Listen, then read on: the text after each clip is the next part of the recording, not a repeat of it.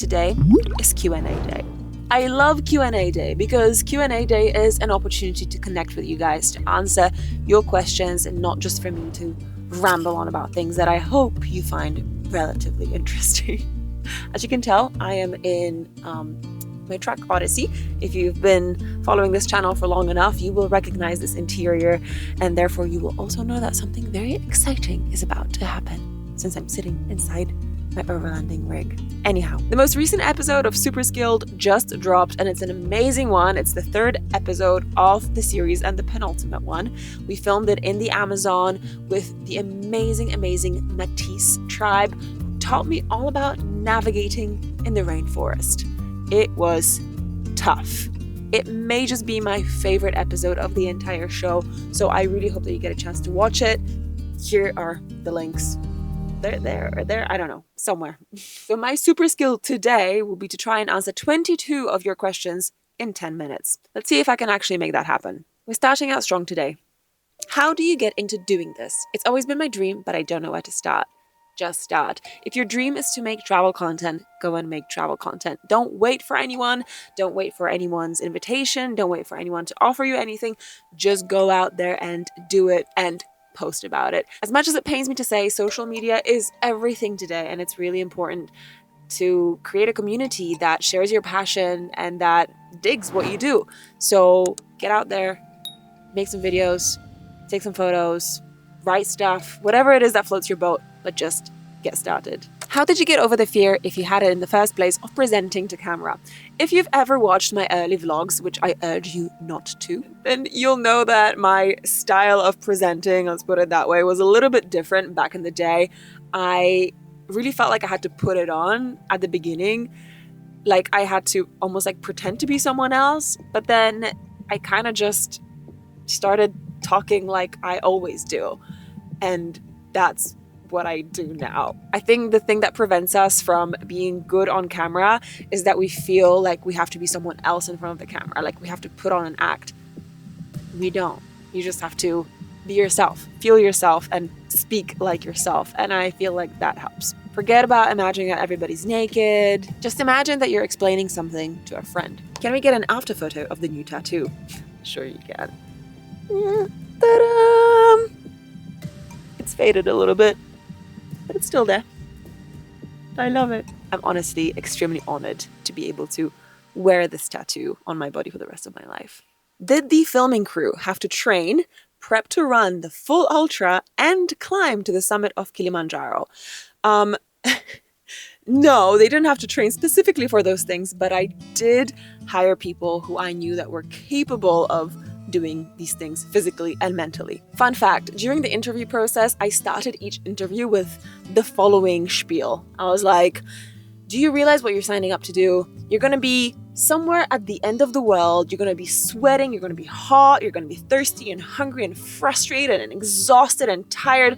All you're going to want to do is just go home and take a week off. But no, instead what you're going to have to do is capture the most visually stunning content you've ever made in your entire life. Are you up to the challenge? So I was really honest with people about what's expected. And they delivered. Thank you, Dan and Josh. You did amazing. How painful was that eye drop thing? On a scale of like the worst to the least pain in my life, I would rate it as like somewhere near the worst. Yeah, like 8 out of 10. Pretty bad. How much independence did you have when selecting the locations and topics for Super Skilled? I actually had the ultimate amount of freedom because I pitched all of those ideas and I scripted all of those ideas and I selected all of those locations. So thankfully, Nat Geo liked them. So yeah, all the independence, which I also recognize is a massive luxury. Thank you, Nat Geo, for trusting me. This is a good one. Do you pay the tribes with anything? I guess some of them don't want money. Yes, we made sure that all of the people that we worked with, including the individuals, but also on a collective communal level, were properly remunerated, and this included money as well as goods. We also talked to the elders in each community to figure out what it is that they actually want and need. So I can definitely say, hand on my heart, that people were remunerated fairly and justly. In some cases, they were paid several months worth of pay in their respective country, which really allowed them to create meaningful change in their and their families' lives. Why would you agree to put that stuff in your eyes when you don't know what it is? Back to the eye drops, of course. They were quite the hit. I agreed to put Becheté in my eyes because I believe that the indigenous people of this world have a huge amount of wisdom, and I had no fear putting Becheté in my eyes because I knew that this is something that the Métis have been practicing for centuries. So I 100% trusted them in this process. How to connect on a deeper level to people without speaking their language. Yeah, it's a good one. But you know what? Language only counts for like such a small percentage of how we actually communicate. They say that it's like 70% non-verbal, communication.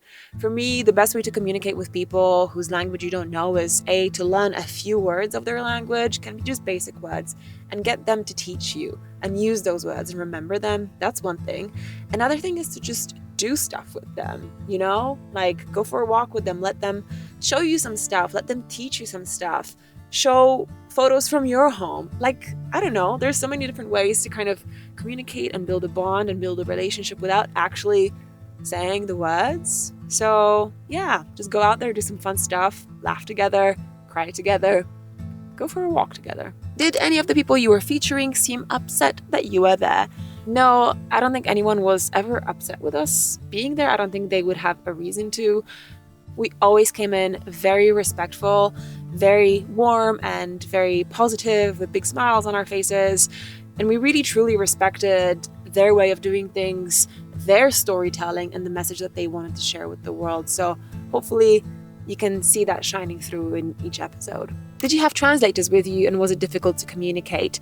We did have translators in most cases, so we were able to communicate with people, asking them questions, talking to them, exchanging views and perspectives. Although admittedly, the Métis language, which is only spoken by a few hundred people, presented the biggest challenge. There is only a couple of individuals, I believe, in the world that can speak both Métis and English fluently. We didn't have any of those individuals with us there, but we did have someone who could speak Portuguese and Métis. So we communicated via Portuguese, which I speak a little bit of, and then translated into Spanish. It wasn't ideal, but it was the best solution that we could have come up with at the time. Begin a travel YouTube vlog gear Rex. I'm so inspired, but overwhelmed with all the gear. My advice would be to invest in a secondhand mirrorless camera like a Sony with a relatively nice lens and a good quality microphone. Audio is just as important as video, but much more important than the gear that you film with is your storytelling. And as for storytelling, you're a gifted storyteller. Thank you, David. Any suggestions on learning to develop compelling content? I think, first of all, YouTube is very, very different from TV.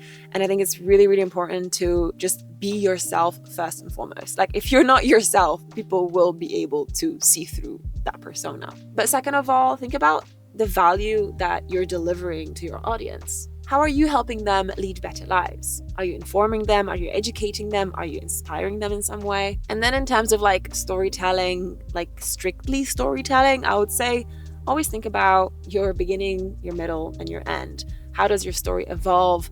How do the people that you're featuring in your story evolve? How do you evolve as the person in the video? And remember that storytelling is an art, and it's like a muscle. The more you do it, the better you get at it, the more natural you become at it. Congrats on the show, but I wonder, how do you power all the batteries out in the wild? Thank you very much. There were some shoots where we weren't able to charge our batteries, like Kilimanjaro.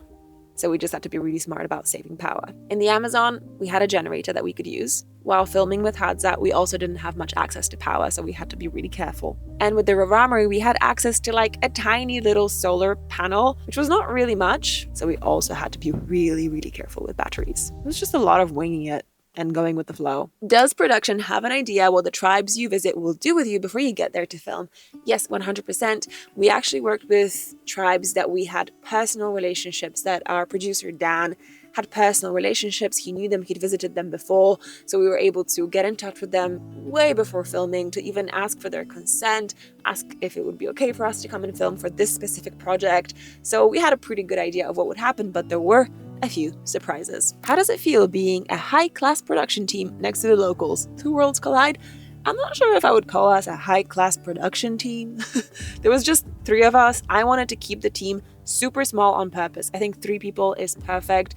Any more and it becomes a little bit crowded. This is a very conscious decision on my part because I want to make sure that everybody that we film with in these remote places feels comfortable. And it's kind of hard to feel comfortable when you've got like a massive crew around you. So I know that in future projects, I will always keep my teams super, super, super tiny. I also hired people that I knew would survive these kinds of conditions, that could get down and dirty and camp for several days while producing beautiful, beautiful visuals. So I feel like we're not high class.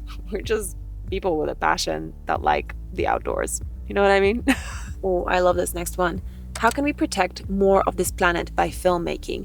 I would say don't try to change the whole world at once. You're not going to be able to. Find the one thing that you're passionate about, one step at a time, and dig there. For me, the goal with Super Skilled specifically was to show just how much incredible potential there is in our DNA as humans, wherever we are in the world. To show that people living in some of the most remote places have some of the most incredible skills, but that you can also do those incredible things if you put in the time and energy. So for me, it was a message of like global empowerment and inspiration. So whatever your message is, focus on that. Any tips on documenting local practices and people ethically as a solo traveling filmmaker?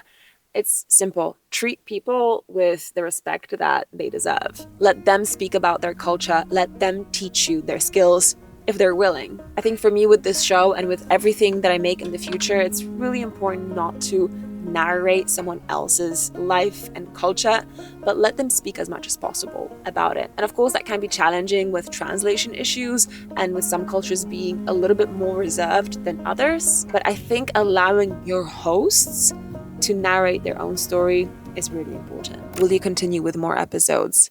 If Nat Geo will have me, then yes, I will. What's the most unexpected thing you've learned in the Amazon? The jungle is not just a jungle. It's an ecosystem, it's a home, it's an identity. Such a varied and diverse and incredible and inspiring place. I'd love to go back. Did Wheelock come with you on the adventures for the show? Wheelock did not come with me. He stayed with a trusted friend, his favorite auntie. I'm not sure if he would have enjoyed the humidity of the Amazon. You know what I mean? What's next? Are you going somewhere? Yes, indeed, I am going somewhere very, very cold. That's what's next. What do you think, buddy? You want to go somewhere cold? Yeah, you want to go play in the snow? You want to go hike in the snow? Yeah? Good boy. Thank you guys so much for tuning in. Thank you so much for all of your amazing questions.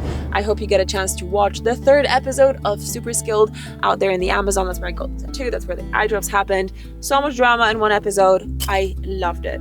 Happy New Year. See you in 2025.